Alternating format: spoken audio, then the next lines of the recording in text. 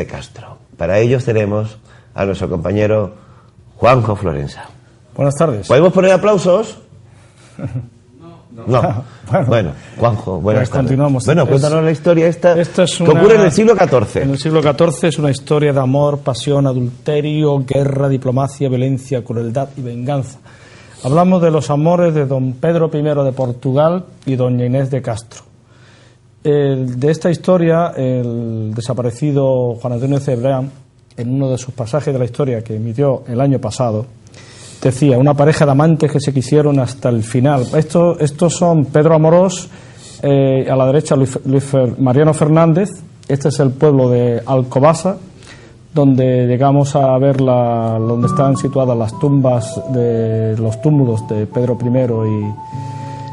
esto es el nombre.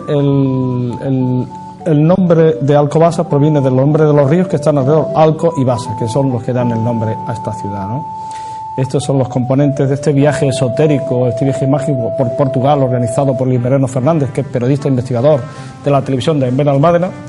Los acompañaba. Aquí tenemos la descendencia eran primos, y Inés de Castro era bisnieta de Sancho IV de Castilla, aquí los vemos, y Pedro era nieto de Sancho IV de Castilla. Ambos eran primos. Estos son nuestros personajes. Doña Inés de Castro, este es el rey de Portugal, el padre del príncipe Pedro I, Alfonso IV de Borgoña, apodado el Bravo, y que tuvo una participación en esta historia muy cruenta y muy extraña. Nace doña Inés en 1320, de pequeña queda huérfana y se va como dama de compañía de doña Constanza, que era la hija del infante Juan Monel, que escribió el conde Lucanor. Esta es la Quinta de las Lágrimas en Coimbra, Portugal. En esta quinta es donde se produjo el hecho tan trágico. Vemos la fachada del monasterio de Alcobaza, que es patrimonio de la humanidad desde el año 1989. Este es el interior del monasterio. En 1334 se acuerda la boda de doña Constanza con el príncipe Pedro I de Portugal. En el año 1300, este es el túmulo en este caso es de doña Inés, es un túmulo funerario de arte gótico, del mejor arte gótico funerario que hay en Portugal. El túmulo de don Pedro I se distingue del anterior porque tiene los leones en su base.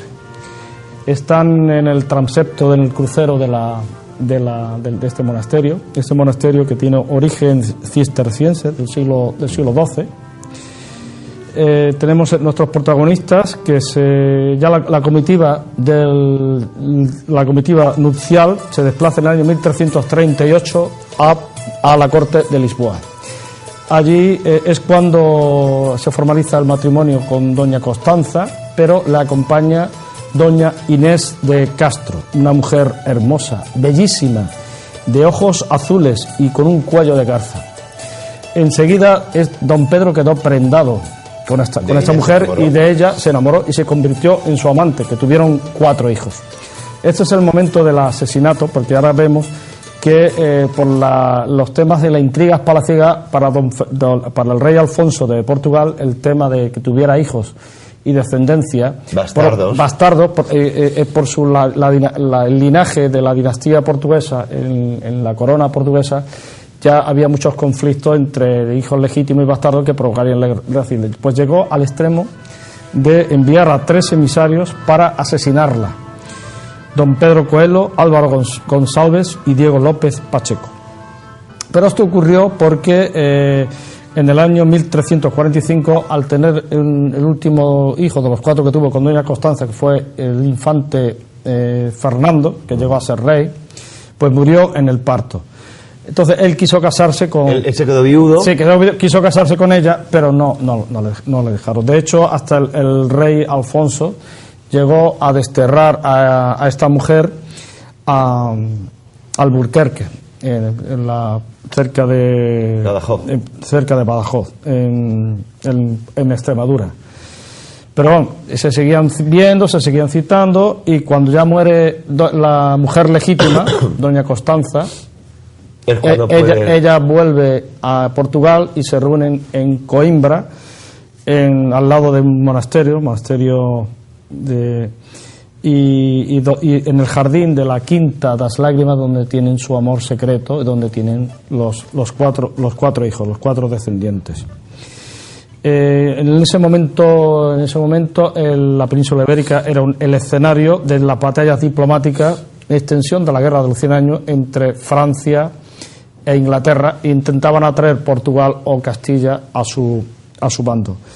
Temeroso el rey Alfonso de que la verdadera descendencia, la del infante Fernando, que además era un chico muy enfermizo, pues produjese problemas en la dinastía de la corona portuguesa. Que la corona portuguesa era borgoñesa. Borgoñesa en ese momento, pues llegó al extremo de un consejo que hicieron de determinar el asesinato de la amante del rey. del príncipe Pedro.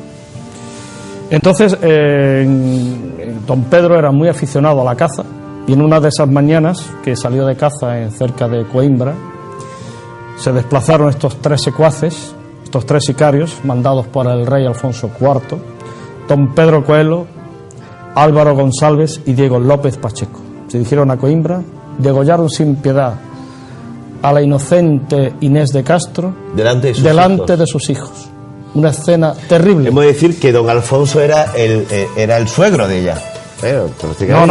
No era suegro, no estaba casado. Pero bueno, era el padre del que estaba enrollado con ella, del príncipe. El padre. A fin de cuentas, a ella la consideraban una prostituta en la corte portuguesa, doña Inés de Castro. Pues bueno, la matan a ella. Enseguida el príncipe Pedro se levanta en armas contra el padre en una guerra fratricida cruenta que dura 2 años, que arrasa Portugal. 2 bandos, una guerra fratricida. Se cuenta que él lucha de una forma endemoniada, cubriéndose la cara con un velo negro, porque no quería que le viesen llorar. De la rabia. Amor. Aquí vemos la escena del asesinato que ocurrió el 7 de enero de 1355. Tuvo que ser horrible esto. Entonces, llega el año 1357 y ocurre que llegan a hacer las paces. Ahí influye mucho la mujer de Alfonso IV en mediar en el asunto. Pero ese mismo año da la coincidencia de que muere el rey Alfonso IV y, por los derechos dinásticos, el príncipe Pedro llega a ser Pedro I, rey de Portugal, con todos los derechos y todo eso. Pero ella ya está muerta. Y ella está muerta. Se dice que en el año 1354 se casaron en secreto y que ofició la boda el obispo de Guarda. Pero esto no está muy probado, porque ten en cuenta que los primos en aquel tiempo necesitaban la dispensa papal y no hay documentación al efecto. O sea, hay historiadores que dicen que sí, se llegaron a casarse, y hay otros dicen que no. Pero por igual ella ya estaba muerta. El rey